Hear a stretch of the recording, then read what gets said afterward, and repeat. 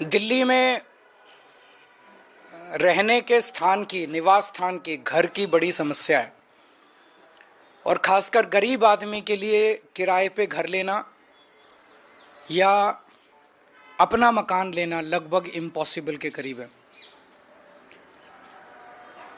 मैं अभी जब अपनी विधानसभा में घूम रहा हूँ, बहुत सारे सफाई कर्मचारी आते हैं। सफाई कर्मचारी जब रिटायर हो जाता है, जब तक रिटायर होता है तब तक तो उसे सरकारी निवास मिल जाता है, लेकिन जब रिटायर होता है तो वो लगभग सड़क पे आ जाता है। उसकी इतनी पेंशन नहीं होती कि उसमें वो किराए पे अलग घर ले सके, इतने पैसे नहीं होते, उसके पास सेविंग्स नहीं होती कि एक घर खरीद सके।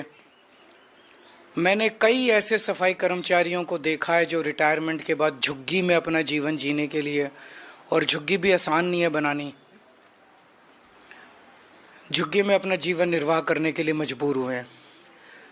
तो आज मैंने प्रधानमंत्री जी को एक खत लिखा है, उसकी एक कॉपी आप लोगों को दे रहे हैं कि दिल्ली के अंदर सरकारी कर्मचारियों के लिए योजना बनाई जाए,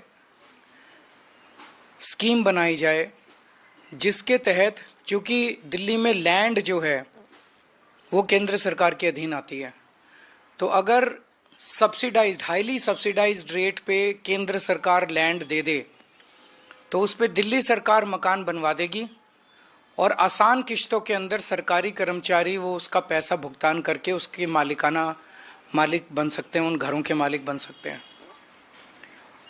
तो मैंने आज उनसे निवेदन किया है कि इसकी शुरुआत हम सभी सफाई कर्मचारियों से कर सकते हैं। इस योजना की एनडीएमसी के सफाई कर्मचारी हैं और नगर निगम के सफाई कर्मचारी हैं, और एनडीएमसी के और दिल्ली नगर निगम के जो सफाई कर्मचारी हैं, इन लोगों से इस योजना की शुरुआत की जाए, जिसके तहत केंद्र सरकार जमीन दे, दिल्ली सरकार उस पर घर बनवा दे और सभी सफाई कर्मचारी आखिरी के अपने कुछ सालों में अपनी तनख्वाह में से उसकी किश्तें कटवा के, और जब तक रिटायर हों तो रिटायरमेंट में उनके लिए एक सम्मानजनक जीवन जीने के लिए घर उन लोगों को मिल जाए। मैं उम्मीद करता हूं कि केंद्र सरकार इसके लिए राजी होगी, प्रधानमंत्री जी इसके लिए राजी होंगे, क्योंकि गरीबों के बारे में है। तो पहले सफाई कर्मचारियों से इसकी शुरुआत करते हैं। एक बार ये शुरू हो गई स्कीम तो फिर अन्य कर्मचारी, सरकारी कर्मचारियों के लिए भी इसको लागू किया जा सकता है। तो ये बेहद कल्याणकारी, जैसे प्रधानमंत्री जी ने कहा कि दिल्ली की कल्याणकारी योजनाएं लागू रहनी चाहिए, तो नई नई कल्याणकारी योजनाएं भी लागू होनी चाहिए। ये एक नई कल्याणकारी योजना मैंने आज प्रधानमंत्री जी को भेजी है। अगर आपका कोई प्रश्न है तो अभी सफाई कर्मचारियों से शुरुआत की है। दिल्ली नगर निगम और एनडीएमसी, इनके जितने सफाई कर्मचारी हैं, इन लोगों के लिए एक हाउसिंग स्कीम बनाई जाए।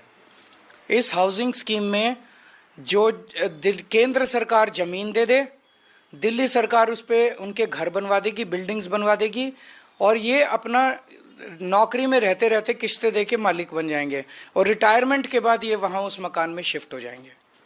ये स्कीम है।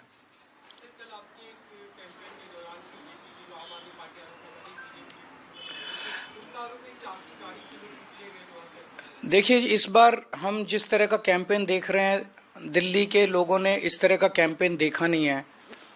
इस तरह की हिंसा आज तक दिल्ली के लोगों ने देखी नहीं है, जिसमें एक पूर्व मुख्यमंत्री के ऊपर कातिलाना हमला करने की कोशिश की जाए। लेकिन मैंने हमेशा कहा है कि मैं देश के लिए, समाज के लिए मेरा जीवन समर्पित है। वो अपने वो इसी तरह से, वो हार रहे हैं बुरी तरह से, वो इसी तरह से चुनाव लड़ना जानते हैं, वो इस तरह से अपनी कैंपेनिंग करें। मैं लोगों के काम के लिए, लोगों की योजनाओं के लिए, लोगों के भले के लिए, उनके विकास के लिए योजनाएं ऐलान कर रहा हूं, अपना काम बता रहा हूं। हम उस तरह से अपना कैंपेन कर रहे हैं। लिख के देने दो, वो अभी थोड़े दिन उनको उसमें जीने दो, सपने में जीने दो, कोई हर्ज नहीं है।